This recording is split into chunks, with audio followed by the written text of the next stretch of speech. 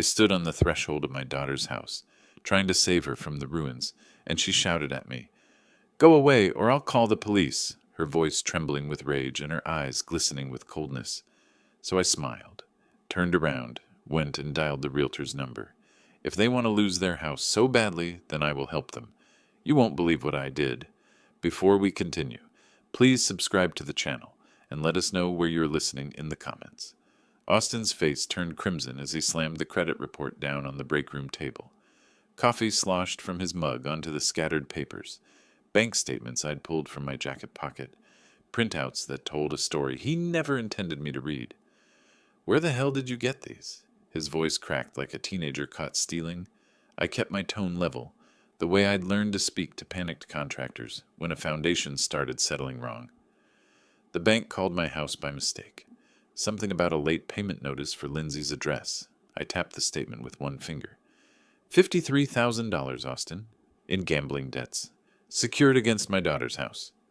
He stepped closer, close enough that I could smell his cologne mixed with nervous sweat. The fluorescent lights above us buzzed like angry wasps. "This doesn't concern you, old man."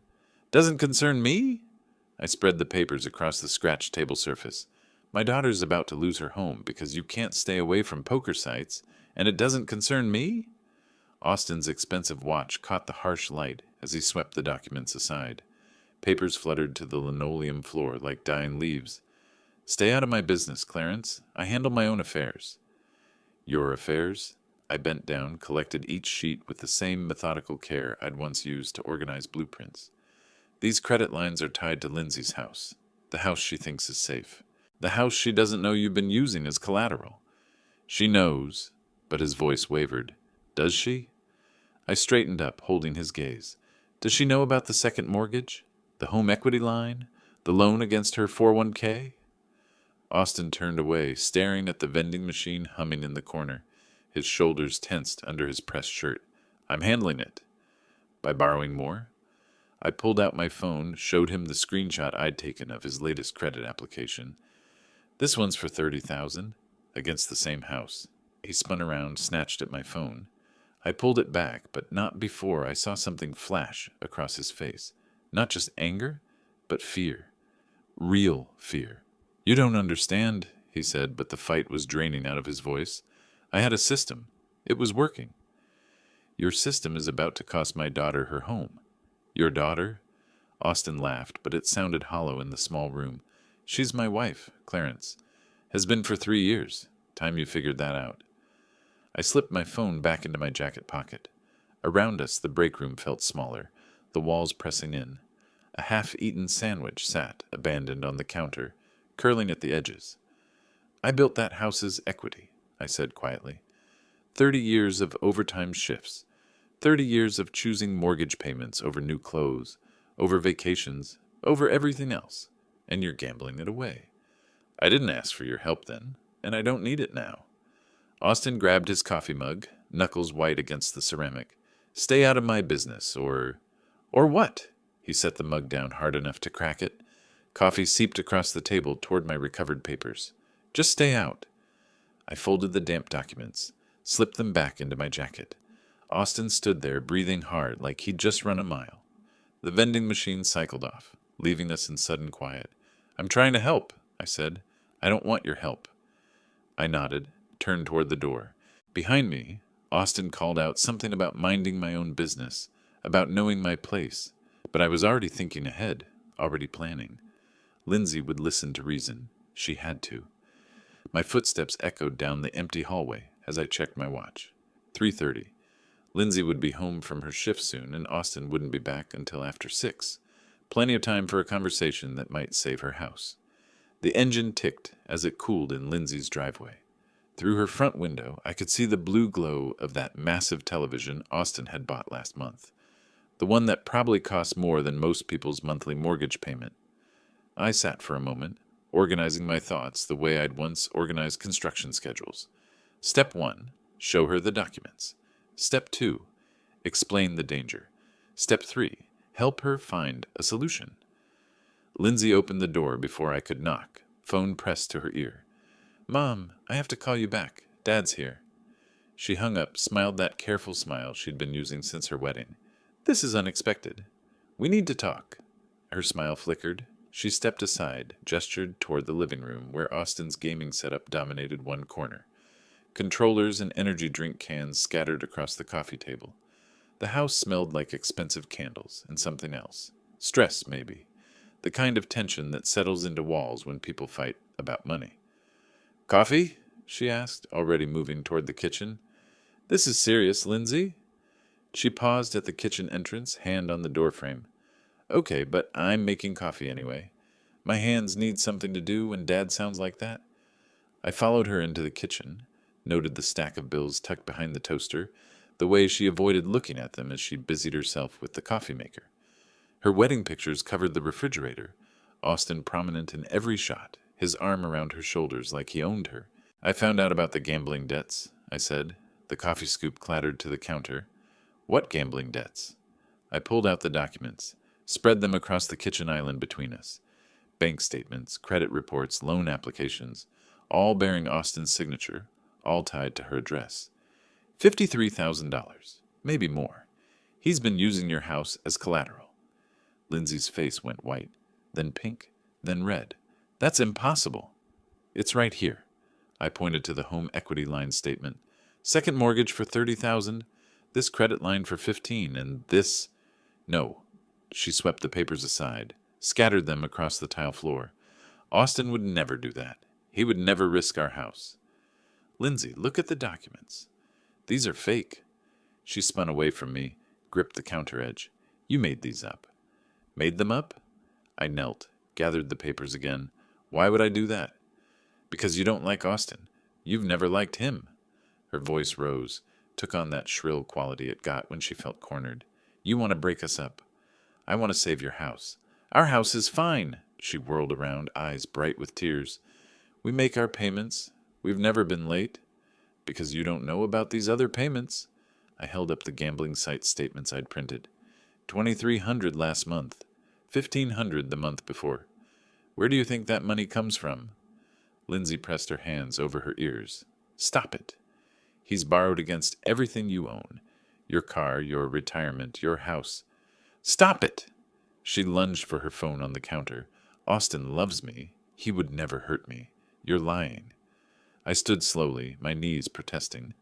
Around us, the kitchen felt fragile somehow, like a stage set that might collapse if anyone spoke too loudly. "I'm not lying, sweetheart." "Don't call me that." Her fingers trembled as she scrolled through her contacts. "Don't you dare call me that." "Lindsay." "Get out." The words came out strangled, desperate. "Get out of my house right now." "Your house?" I looked around at Austin's expensive purchases, at the bills she wouldn't read, at the wedding pictures where I barely appeared. "This house I helped you buy, the one I co-signed for." "Get out!" She raised the phone like a weapon. "Get out, or I'll call the police and tell them you're harassing us." Something cold settled in my chest. Not hurt. I'd moved past hurt somewhere between the coffee maker and her covering her ears. This was something else. Something clearer. I smiled. Lindsay blinked, confused by the expression. She'd expected anger, maybe pleading. Instead, I collected my papers with the same methodical care I'd shown in Austin's break room. Each document folded precisely, slipped into my jacket pocket. "You'll call the police," I said quietly. "Yes, I will." But uncertainty flickered across her face. "On your father, who's trying to save your house. You're not trying to save anything. You're trying to ruin my marriage." I walked toward the door, paused in the kitchen entrance. Behind me, Lindsay clutched her phone like a lifeline. "I hope Austin's worth it," I said. "He is." "I hope the house is too."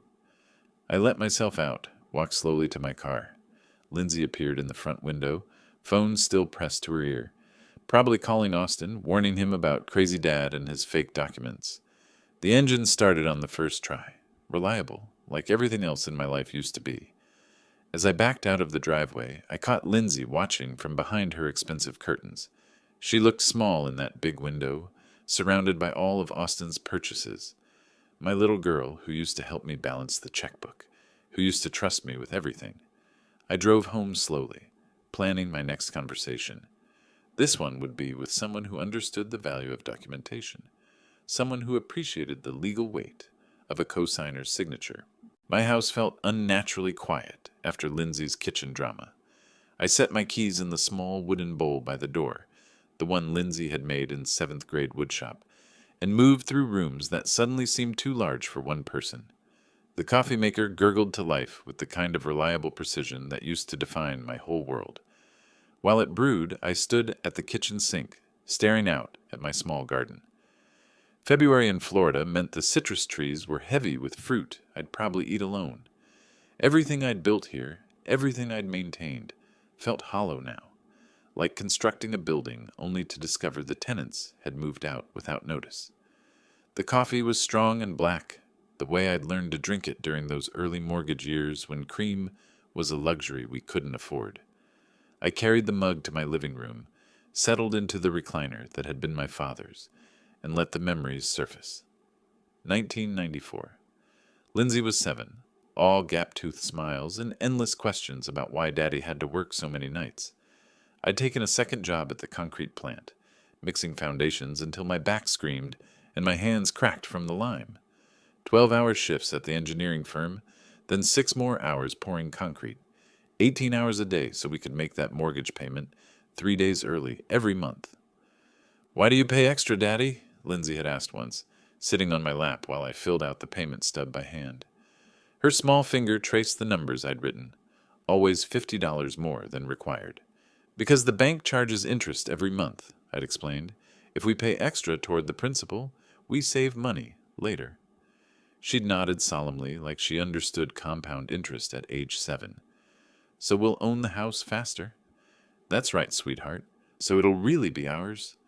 The memory tasted bitter now, mixed with coffee and 30 years of irony.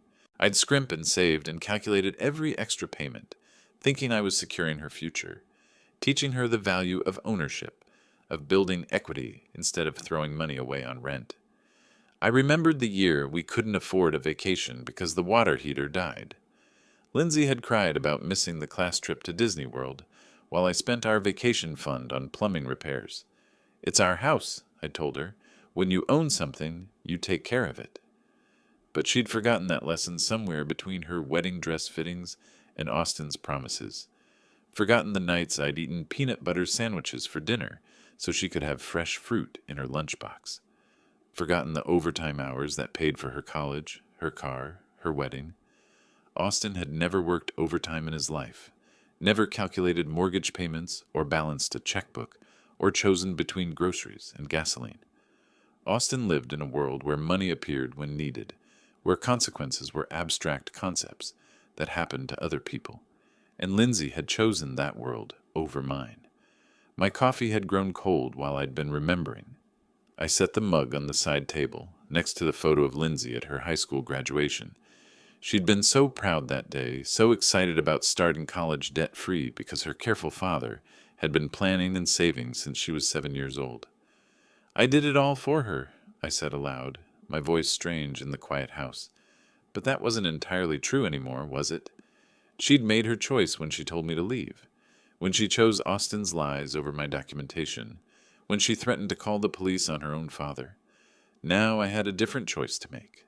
I could walk away, let Austin's gambling addiction destroy everything I'd built, let them lose the house I'd worked 18-hour days to secure.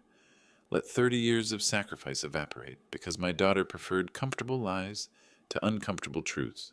Or I could fight back. Not as a father trying to save his ungrateful child. Not as a grandfather worried about future grandchildren having a stable home. Those motivations had died in Lindsay's kitchen when she covered her ears and called me a liar. I could fight as someone who'd been cheated. Someone whose 30 years of equity was about to disappear into Austin's poker addiction. Someone who'd been dismissed and disrespected and told his opinion didn't matter. The house settled around me with small creaks in size. Everything here was paid for, maintained, organized.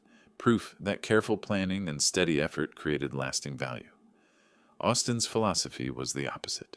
Borrow against tomorrow to pay for today's pleasures. Time to see which philosophy survived a real test. I stood up, stretched muscles that remembered lifting concrete bags and crawling under houses to check foundations. My body might be older, but my mind still worked like an engineer's. problem identification, resource assessment, solution implementation. Austin and Lindsay thought they held all the cards because they had possession of the house. They'd forgotten about the documents I'd signed 30 years ago, documents that made me more than just a concerned father. I needed to review those papers, refresh my memory about exactly what rights I'd retained when I'd helped them buy their dream home. My filing cabinet waited in the home office, organized with the same precision I'd once brought to construction projects. Somewhere in those folders was the legal foundation for my next move. My filing system had saved me countless hours over the years. Everything alphabetized, dated, cross-referenced. House, Lindsay occupied an entire hanging folder in the second drawer, thick with documents spanning from her original mortgage application to last month's property tax assessment. I pulled the folder, spread its contents across my desk under the bright LED lamp I'd installed last year. My reading glasses turned the papers sharp and clear. Loan application, credit reports from 2021, income verification forms, bank statements. And there, buried beneath Lindsay's employment history, the document I'd been looking for. The original mortgage application, both our signatures at the bottom, Lindsay's careful script next to my engineer's precision printing.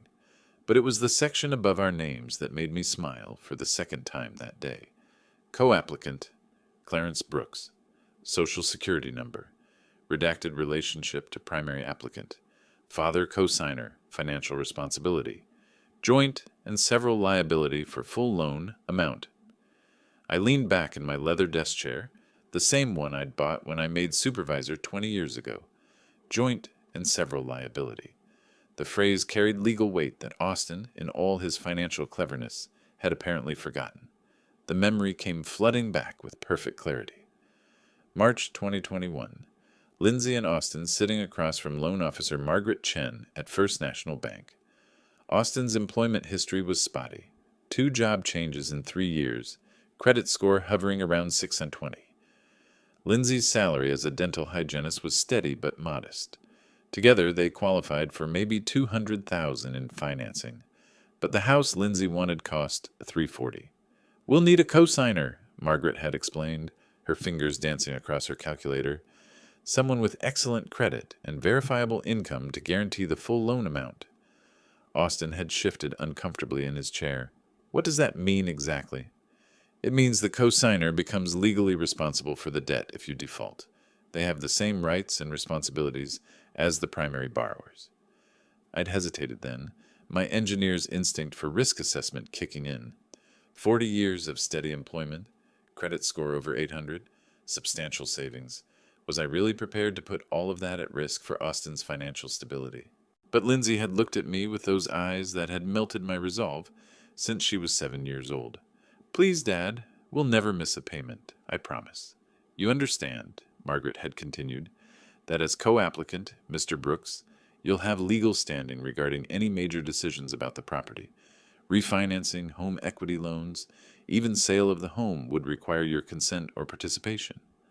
Austin had nodded quickly, eager to move past the legal technicalities to the fun part of house shopping. Lindsay had squeezed my hand, and I'd signed my name, thinking I was helping my daughter achieve the American dream. Now, 4 years later, with Austin's gambling debts secured against my co-signed property, those legal technicalities were looking remarkably useful. I pulled out a magnifying glass, read the fine print I'd skimmed past in 2021. The language was dense, loaded with legal terminology that would have made my head spin if I hadn't spent 40 years reading construction contracts. But one section stood out like a beacon. In the event of financial distress, default, or dispute regarding property use or disposal, all co-applicants retain equal legal standing to initiate protective measures, including but not limited to foreclosure proceedings, forced sale, or transfer of title. Forced sale.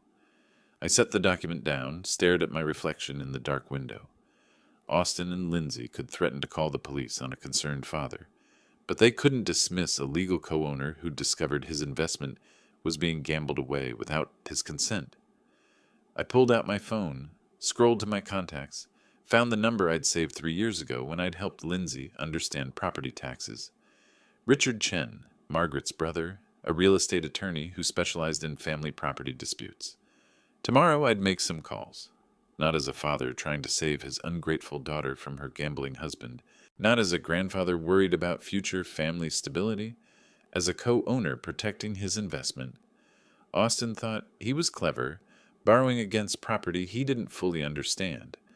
Lindsay thought she could dismiss me because I was just dad, easily ignored when his opinions became inconvenient.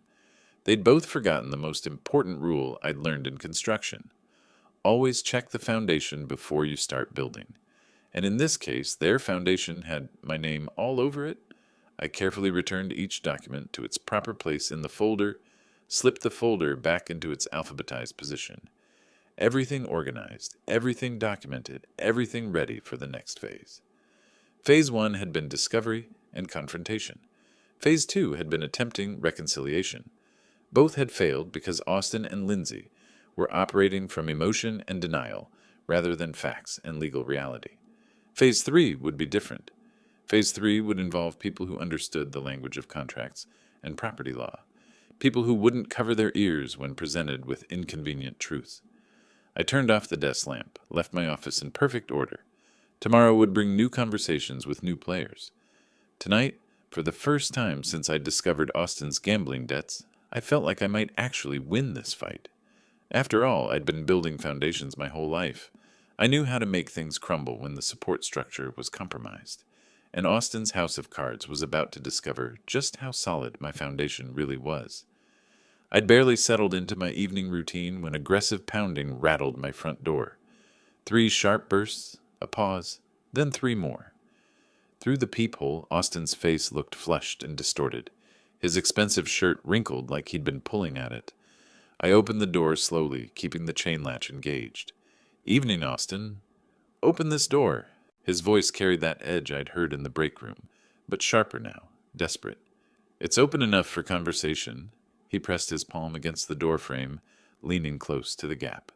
"Lindsay told me about your little visit, your fake documents and conspiracy theories." "Did she mention the $53,000 in gambling debts?" Austin's face went scarlet. "Those aren't gambling debts. They're business investments. Cryptocurrency, NFTs, real estate ventures. Online poker sites don't typically deal in cryptocurrency ventures." He stepped back, then forward again like a caged animal testing the bars. "You don't know what you're talking about, old man." I reached into my jacket pocket, pulled out my phone. Austin's eyes tracked the movement. "Should I call Lindsay? Ask her to come over and hear your explanation about business investments?" "Don't you dare." He pointed a trembling finger at me through the gap. "You've done enough damage to my marriage." "I haven't done anything to your marriage. Your gambling addiction is doing plenty on its own." Austin slammed his palm against the door. "It's not an addiction. I have a system. I was making money until—" He caught himself, clamped his mouth shut. "Until what?" I kept my voice level, curious. "Until nothing. Look, you need to stay out of our business. Completely out. No more surprise visits. No more fake bank statements. No more poison in Lindsay's ear." "Or what?" Austin's smile had no warmth in it. "Or things might get unpleasant for you. Lonely old men living alone. Accidents happen." I studied his face through the narrow gap. Sweat beaded on his forehead despite the February chill. His left hand kept tapping against his thigh, a nervous rhythm I'd seen in desperate contractors who knew their bids were rejected. "Are you threatening me, Austin?" "I'm explaining reality." He leaned closer to the gap, and I caught the smell of alcohol mixed with his usual cologne. "Lindsay and I are happy. We're handling our finances just fine. You're not needed, not wanted, and not welcome in our lives." Interesting perspective. It's the only perspective that matters. Austin stepped back from the door, straightened his wrinkled shirt. "Stay away from us, Clarence. I mean it." I watched him walk toward his car, a BMW I now knew he couldn't afford. The engine started with the smooth purr of German engineering, purchased with borrowed money. He backed out of my driveway too fast, tires squealing slightly on the asphalt. I closed the door, slid the chain free, then engaged the deadbolt. Through my living room window, I watched Austin's taillights disappear around the corner. His visit had accomplished the opposite of its intention. Instead of intimidating me, it had confirmed that legal action was my only remaining option. Austin was spiraling. The gambling addiction he wouldn't admit to was consuming not just his money, but his judgment, threatening a man in his own home, making vague references to accidents. These weren't the actions of someone in control of his situation. I picked up my phone, scrolled through my contacts until I found the number I'd saved earlier. Richard Chen, Realtor. Tomorrow morning I'd begin transforming my legal discovery into concrete action. Austin thought he could intimidate me into silence.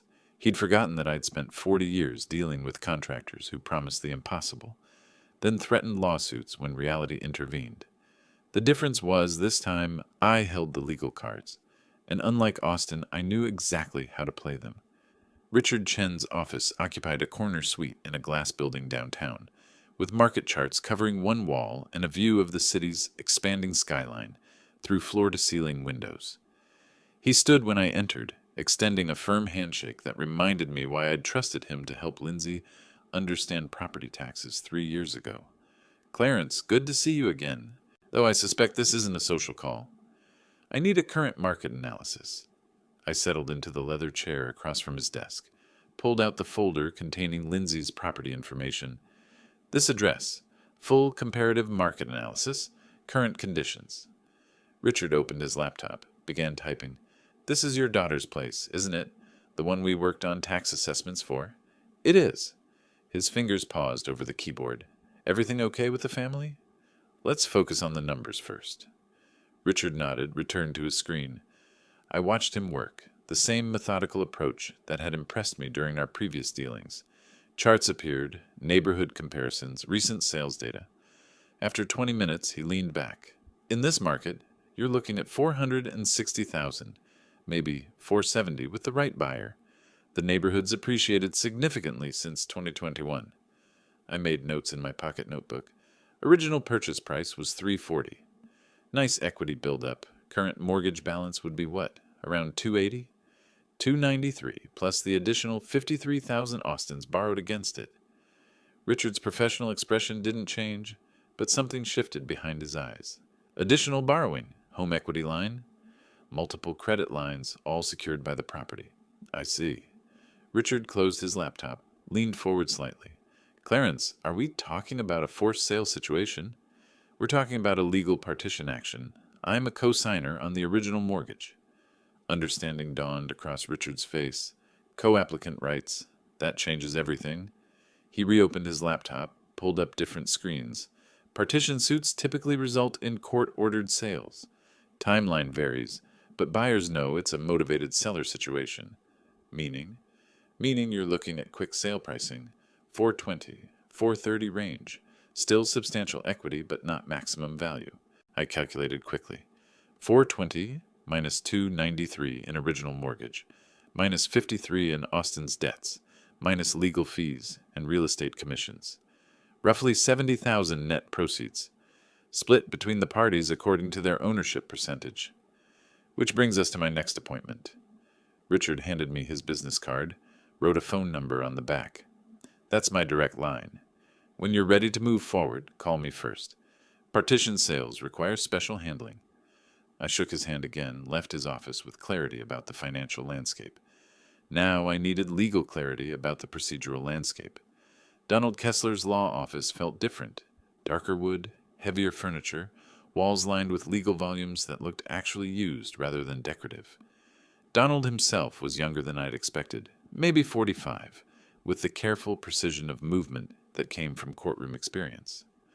"Partition actions aren't common in family situations," he said after reviewing my documents. "Usually we see them in business disputes or inherited property conflicts." "What's the difference?" "Emotional complexity.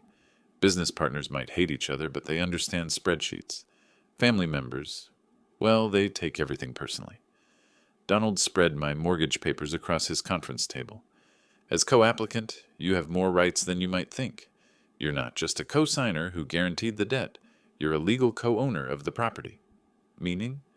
"Meaning Austin and Lindsay can't make unilateral decisions about refinancing, additional borrowing, or sale without your consent. They've already violated that with these gambling debts." Donald pointed to specific clauses in the loan documents. Florida law provides remedies for co-owners who can't agree on property use. Partition by sale is the nuclear option, forces a sale through court order, divides proceeds according to ownership percentages. Timeline? 30 to 90 days, depending on court schedule and whether they contest. Filing the petition starts a clock they can't stop. I made more notes, asked about costs, procedures, potential complications. Donald answered each question with the thoroughness I appreciated in competent professionals. "One warning," he said as we concluded. "Once you file, there's no going back. This will permanently damage your relationship with your daughter." I thought about Lindsay's threat to call police, about Austin's visit to my home, about 30 years of mortgage payments being gambled away. "I think that relationship is already damaged beyond repair." Donald nodded, began preparing paperwork. "We'll file first thing Monday morning." I drove home through afternoon traffic, my mind organizing the next phase like a construction project. Foundation complete, legal research finished, materials ordered, professionals engaged, permits pulled, court filing scheduled. Now came the hard part, construction phase, where careful planning met unpredictable reality. But unlike construction projects, this one had a guaranteed outcome. Austin and Lindsay would learn that legal documents weren't suggestions, and co-signers weren't just financial ornaments. They'd learn that some foundations couldn't be shaken, even when everything built on top of them was crumbling. Monday morning arrived gray and cold, the kind of February day that made Florida feel almost like winter. I dressed carefully, my good suit, the navy one I'd worn to Lindsay's wedding, along with the tie she'd given me last Father's Day. If we were going to court, I'd dress for court. Donald met me in the courthouse parking lot, carrying a leather briefcase that looked like it had seen plenty of legal battles. "Ready for this?" "I've been ready since Friday." The courthouse steps were imposing, white limestone with columns that suggested permanence, justice, consequences that couldn't be argued away. Inside, metal detectors and security guards processed a steady stream of people handling legal business. Divorces, custody disputes, civil matters, criminal arraignments, all the ways life ended up requiring official intervention. We took an elevator to the 3rd floor, walked down a corridor lined with courtroom doors. The clerk of court's office buzzed with quiet efficiency, computers humming, printers working, people filing documents that would change lives. "Final review," Donald said, spreading our petition across a small table in the waiting area. "Petition for partition by sale, listing you as co-owner, Austin and Lindsay as co-defendants, property address, legal description, current liens and encumbrances." I read through each page carefully. My name appeared throughout the document, not as father or co-signer, but as plaintiff and co-owner. Legal language that transformed family relationships into property rights. "The filing fee is $450, Donald said, plus service of process costs for both defendants." I wrote the check without hesitation. 40 years of steady employment had taught me that some problems required financial solutions. This was cheaper than watching Austin gamble away my 30 years of equity payments. At the clerk's window, a tired-looking woman with kind eyes processed our paperwork with professional efficiency.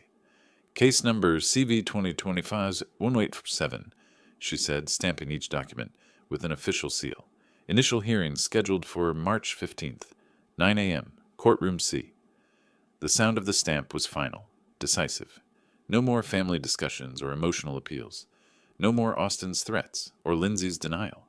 Just legal process, moving forward according to rules that couldn't be manipulated or ignored. "Service of process will be completed within 5 business days," the clerk continued. "Defendants have 30 days from service to file a response." Donald collected our certified copies, receipts, official notifications. "That's it. The machinery is in motion." We walked back through the courthouse corridors, past other people beginning or ending their legal battles. In the elevator, Donald reviewed the next steps. "They'll be served by Friday. Then we wait for their response, or more likely their panic. What if they try to refinance? Transfer the property?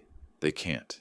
The LI's pendants we filed prevents any transfers or major financial changes until the case is resolved." I felt something settle in my chest. Not satisfaction exactly, but the relief that comes from proper preparation. like finishing a foundation pour and knowing it would cure correctly, support whatever was built on top.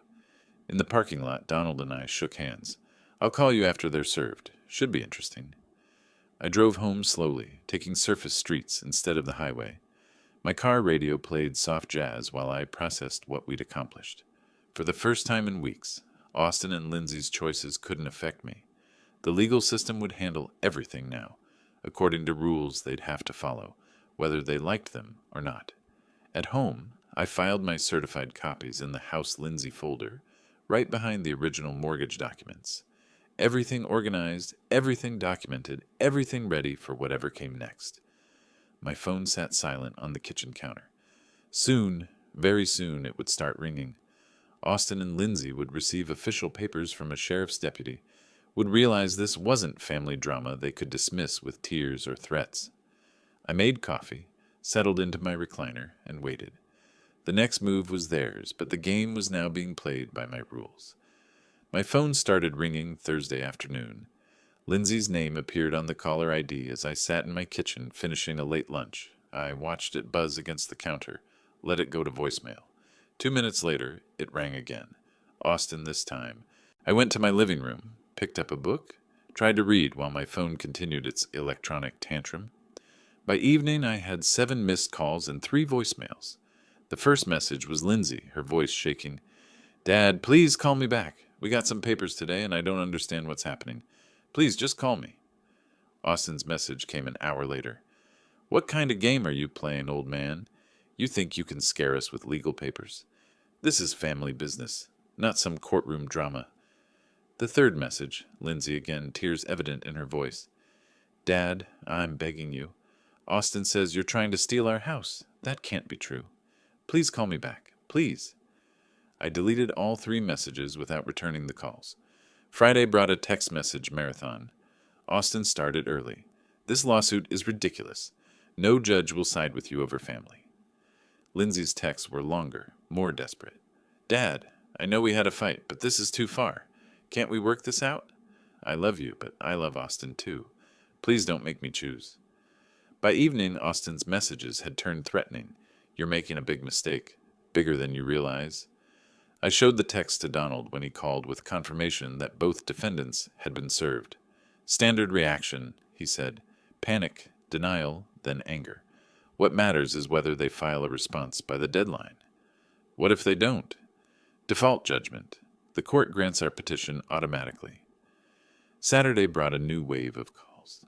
I let them all go to voicemail, spent the day in my garden, pruning citrus trees and preparing beds for spring planting. Physical work helped me think, and I needed to consider my next moves carefully. Sunday's voicemail from Lindsay was different, calmer, more calculated. "Dad, Austin talked to a lawyer. He says this partition thing is just a scare tactic, that you don't really want to sell our house, you just want attention, so we're not going to play along. We're ignoring this whole legal circus until you come to your senses." I played that message twice, then called Donald. "They're not filing a response?" he asked. "Austin thinks it's a bluff." "Perfect. That's exactly what we want them to think." Monday morning brought silence. No calls, no texts, no voicemails. Austin and Lindsay had decided to ignore the legal system, confident that family relationships trumped property law. I spent the morning organizing my files, making sure everything was ready for the default hearing. Around noon, I drove to the courthouse and reviewed public records. Sure enough, no response filed by either defendant. That evening, I called Richard to schedule the property appraisal required for court-ordered sale. "They're not contesting?" he asked. "They think it's a family dispute that doesn't require legal response." Richard whistled softly. "That's going to cost them about $100,000 in equity." Tuesday brought one final voicemail from Austin, his voice carrying less conviction than before. "Look, Clarence, maybe we all got a little heated. Why don't you come over for dinner this weekend? We can work this out like family." I deleted the message and made coffee. Outside my kitchen window, my citrus trees were heavy with fruit, oranges and grapefruits that had taken years to mature, requiring patience and consistent care to reach their potential. Austin and Lindsay had made their choice. They decided that legal documents were suggestions, that court deadlines were optional, that property law didn't apply to their situation. In 2 weeks, they'd discover how wrong they were, but by then it would be too late to change their minds. The legal machinery I'd set in motion would complete its work, regardless of their family feelings or desperate last-minute appeals. I'd given them every opportunity to address the problem responsibly.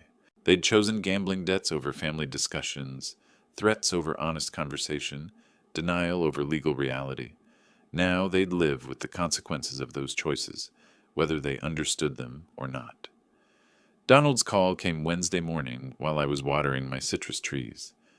"I need to discuss something with you," he said, his voice carrying the careful tone lawyers use when delivering unwelcome news. "Can you meet me at my office this afternoon?" I arrived at 2 o'clock sharp, found him reviewing a thick file folder. "Partition disputes can get ugly," he began without preamble, "especially when defendants realize they're actually going to lose their property. Austin's already made threats. That's what concerns me." Donald pulled out several case studies, spread them across his desk. Property disputes involving gambling addicts follow predictable patterns. First denial, then anger, then desperate actions. I studied the documents. Police reports, restraining orders, incidents of vandalism and intimidation. You're suggesting I'm in physical danger. I'm suggesting that staying in your current home might not be wise while this plays out. The idea hadn't occurred to me, but as Donald outlined the risks, it made strategic sense. Austin was spiraling, his gambling addiction consuming not just money, but judgment. Cornering desperate people in their own homes rarely ended well. That evening, I drove through apartment complexes near downtown, looking for temporary housing that met my criteria. Month-to-month lease, furnished, good security, reasonable proximity to the courthouse. The Palmetto Gardens complex fit perfectly, modest but clean with coded entry and an office manager who asked no unnecessary questions. "How long do you anticipate staying?" she asked while processing my application. 2 to 3 months, depending on legal proceedings. She nodded professionally, handed me keys to Unit 2B. Utilities included. Parking space 47. I spent Thursday evening packing essentials, clothes for 3 months, legal documents, basic personal items. Everything else stayed behind. The family photos on my mantle, the tools in my garage, the furniture I had accumulated over 40 years of steady employment. All of it would wait for my return, assuming I chose to return. Friday morning, I loaded my truck with 3 suitcases and a box of legal files. Before leaving, I walked through each room of my house, checking windows, adjusting the thermostat, making sure everything was secure. In the kitchen, I stopped mail delivery and set up forwarding to my new address. The house would sit empty but protected, like a foundation waiting for construction to resume. The apartment felt strange after 30 years in my own home. Generic furniture, neutral colors, no history attached to any corner or surface, but it also felt safe, anonymous, removed from the emotional battlefield my family had created. I sat in the unfamiliar living room, looking out at a parking lot instead of my garden, and felt something unexpected: relief. For the first time in weeks, my phone wasn't ringing with threats or emotional manipulation. No one knew where I was, except Donald and Richard, both bound by professional confidentiality. Austin and Lindsay could rage and scheme and threaten all they wanted. They'd be performing for an empty house, their anger echoing through rooms that no longer contained their target. My truck keys sat on the kitchen counter of apartment 2B, ready for whatever came next. The legal machinery would continue its work regardless of where I slept or ate breakfast. Court dates would proceed. Property evaluations would be completed. Sale orders would be executed. The difference was that now I could watch it all unfold, from a position of safety and strategic distance. Austin's gambling addiction was his problem. Lindsay's denial was her choice. The consequences of both were no longer my daily burden to carry. I unpacked my clothes into the apartment's small bedroom dresser, each item representing a practical decision to prioritize my well-being over family chaos. For 40 years, I'd been the responsible one, the reliable one, the one who solved other people's problems. Now I was solving my own problem, and the solution felt surprisingly liberating. From my apartment window, I could see the courthouse's clock tower 6 blocks away. Thursday afternoon, exactly 1 week after my relocation, my phone buzzed with a text from Richard. Appraiser completed evaluation. Report filed with court. Market analysis confirms our projections. 20 minutes later, my phone started ringing. Lindsay's number appeared on the screen, followed immediately by Austin's. I let both calls go to voicemail, made coffee, and waited. The voicemails revealed everything I needed to know. Lindsay, her voice shaking. Dad, someone came to our house today. A man with a clipboard and camera, measuring everything, taking pictures. He said it was court-ordered for something called partition sale. Dad, please call me. I'm scared. Austin barely controlled fury. What kind of sick game is this, Clarence? You sent some appraiser to our house? Our neighbors saw him, asked questions. You're embarrassing us. Call me back. Now. I deleted both messages, opened my laptop, checked the court's electronic filing system. The appraiser's report was already uploaded. $437,000 valuation, with detailed photographs and condition assessments. Professional, thorough, devastating. My phone buzzed again. Text from Lindsay. Dad, please just talk to us. We can work this out. Then Austin. This has gone far enough. Call me or I'm coming to your house. I smiled, knowing he'd find my house empty, my mailbox filling with forwarded correspondence he couldn't intercept. More calls throughout the evening. 7 from Lindsay, 4 from Austin, each voicemail more desperate than the last. Lindsay. Dad, I drove by your house. Your truck isn't there. Where are you? Why won't you talk to me? I know you're angry, but this is too much. Austin. You can't hide forever, old man. I found out appraiser was hired by some law firm. This isn't over. By Friday morning, they'd discovered the legal filing. Austin's voicemail was different, smaller, frightened. I talked to a lawyer. He says you can actually force us to sell our house, that we should have responded to the court papers. Clarence, please, can we meet somewhere? Can we figure this out? I spent Friday afternoon in the courthouse law library, researching similar cases, finding comfort in the systematic way legal precedent created predictable outcomes. Property law didn't care about hurt feelings or family dynamics. It cared about documents, signatures, ownership percentages, established procedures. Saturday brought a new wave of communication. Emails this time, since I'd stopped answering calls. From Lindsay's email account. Dad, I understand you're angry. Maybe I was wrong to threaten to call police. Maybe Austin has been borrowing too much money. But forcing us to sell our home? This will destroy our credit, our marriage, our future. Please don't do this. From Austin. Look, I admit I have a gambling problem. I'll get help. Gamblers, anonymous, counseling, whatever you want. Just stop this lawsuit. We can pay you back over time. I forwarded both emails to Donald with a brief note. For the file. Sunday evening, my phone rang 15 times. I turned off the ringer, went to bed early. Monday morning brought new developments. Richard called with updates. 3 potential buyers submitted offers over the weekend. All cash, quick closing. The forced sale pricing is attracting serious interest. How much? Highest offer is $425. $10,000 below appraisal, but guaranteed 30-day closing. While I was talking to Richard, my phone buzzed with another call. Austin again. This time, when it went to voicemail, I could hear Lindsay crying in the background. Austin's voice defeated. Clarence, I know you can hear me. We drove around looking for your truck, asked your old neighbors if they knew where you went. No one knows anything. You disappeared like you planned this whole thing. A long pause, then. We're going to lose our house, aren't we? The lawyer says we waited too long to respond, that the court will just take it away from us. 30 days. We have 30 days to find somewhere else to live. Another pause. I'm sorry. Lindsay's sorry, too. We were wrong about everything. The gambling, the threats, telling you to stay away. But please don't make us homeless. We're family. I saved the voicemail, forwarded it to Donald with a note. Evidence of acknowledgement.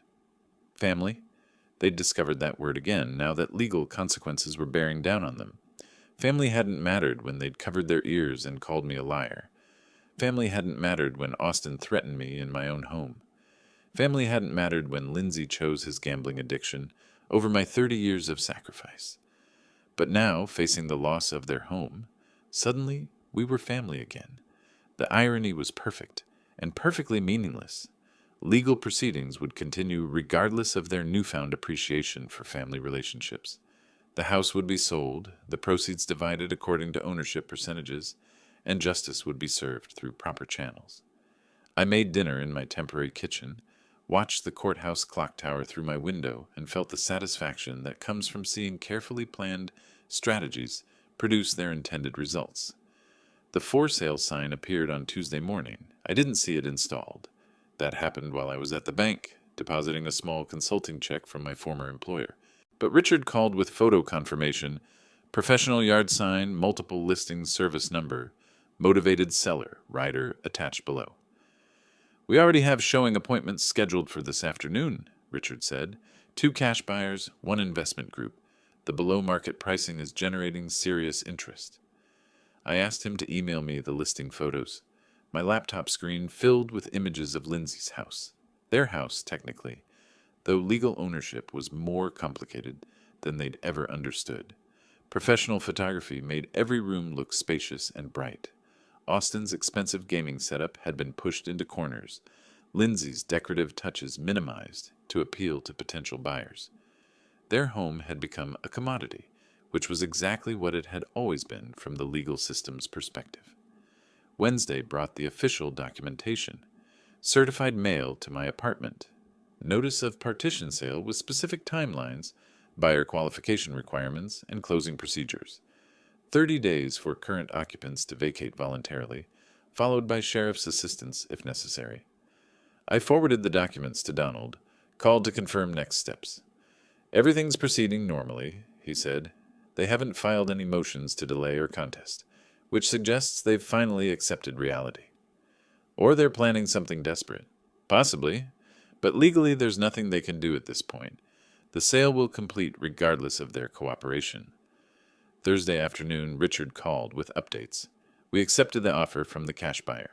$425,000, 15-day closing, no contingencies. Your net proceeds will be approximately $78,000 after legal fees, real estate commissions, and outstanding mortgage balance." $78,000. Not a fortune, but substantial compensation for 30 years of mortgage payments on a house I'd never lived in. Money that represented justice served through proper legal channels, rather than family emotional manipulation. When do they need to be out? Closing is scheduled for March 28th. They need to vacate by March 25th to allow final walkthrough and key transfer. I marked the dates on my calendar, felt something settle in my chest. Not satisfaction exactly, but the calm that comes from seeing complex projects reach completion on schedule. Friday brought a surprise. Lindsay appeared at my old house, saw my truck wasn't there, sat on my front porch for an hour waiting. My neighbor, Mrs. Patterson, called to tell me. "She looked terrible," Mrs. Patterson said, "crying, checking her phone constantly. Finally left a note under your door and drove away." I drove over that evening, retrieved the note. Lindsay's handwriting, usually neat, looked shaky. "Dad, I know you're avoiding us, but we're running out of time. We found an apartment but need first month, last month, security deposit, moving costs. Austin's trying to get a loan, but his credit is destroyed from the gambling. Could you please just talk to us? We're going to be homeless in 3 weeks. Your granddaughter, Lindsay." She'd signed it, "Your granddaughter, Lindsay," as if reminding me of our relationship would change my legal strategy, as if family sentiment could override property law and court orders. I filed the note with my other legal documents and drove back to my apartment. The weekend passed quietly. My phone didn't ring. Austin and Lindsay had apparently exhausted their communication attempts. Sunday evening, Richard called with final details. Closing scheduled for Thursday, March 28th, 10 a.m. Bank attorney, buyer's attorney, and myself. You don't need to attend unless you want to. I'll be there. Excellent. Bring photo ID and social security card. We'll handle everything else. March 25th arrived gray and windy. From my apartment, I could see moving trucks on several streets. Late winter was popular for relocations. I wondered if Austin and Lindsay had managed to find their moving truck, their new apartment, their temporary solution to the consequences of their choices. My phone remained silent. No last-minute pleas, no final attempts at emotional manipulation. They'd apparently accepted that their former relationship with me was over, replaced by legal procedures they couldn't influence or avoid. Thursday morning, I dressed in my good suit, gathered my identification documents, and prepared to attend the closing that would officially end this chapter of my life. The legal system had worked exactly as Donald promised. Property disputes were resolved through established procedures, rather than family arguments. Justice was served through professional channels, rather than emotional appeals. In 4 hours, I'd receive a check that represented vindication of every principle I'd tried to teach Lindsay about financial responsibility, legal consequences, and the importance of treating family members with respect. Whether she'd learned those lessons remained to be seen, but the teaching phase was definitely over. The closing took place in a sterile conference room downtown, fluorescent lights humming over documents requiring signatures. Proceeds to plaintiff Clarence Brooks, the bank attorney read, $78,437. I signed where indicated, watched 40 years of property involvement reduced to electronic transfers and official stamps. By noon, my phone buzzed with bank confirmation of the substantial deposit, more money than I'd seen at once since retirement. Richard shook my hand in the parking lot. "Pleasure working with you, Clarence." Donald was more direct. "Justice served." Back at my apartment, I found a voicemail from Lindsay. "Dad, we moved out yesterday. Austin found a job in Jacksonville, so we're starting over there. I wanted to say I understand now. About the money, about Austin's gambling, about why you did what you did. I'm sorry it took losing our house for me to see it. I hope someday you'll forgive us. I love you." I played the message twice, then deleted it.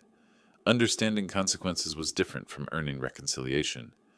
Over the weekend, I toured condominiums in a golf course community.